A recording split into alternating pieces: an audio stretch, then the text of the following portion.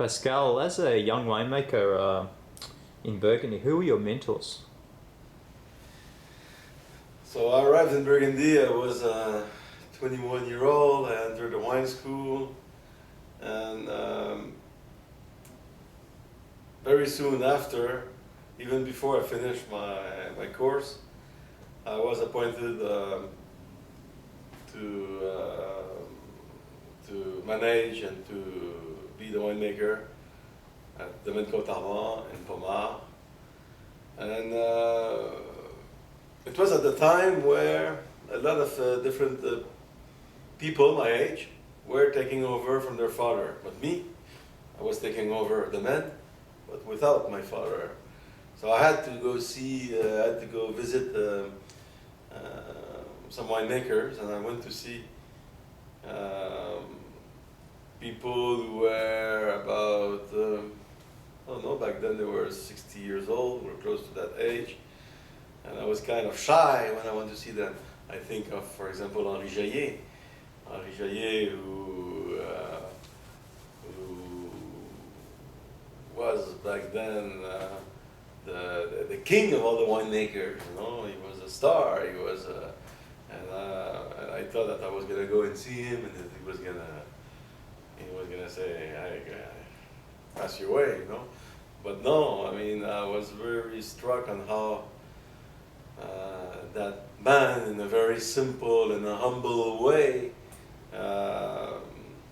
was really willing to transmit his knowledge. For him, I could feel it was very important, and he kind of took me under his wing, and he explained me a lot of things, and then he came to visit me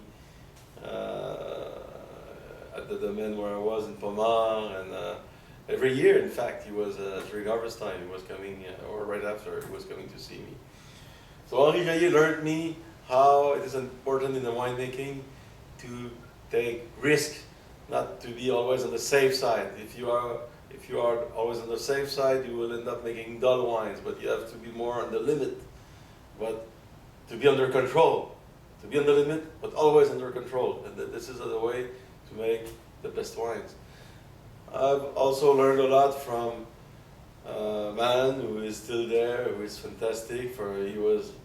He's living in the village next door from Pommard. He's Michel Lafarge.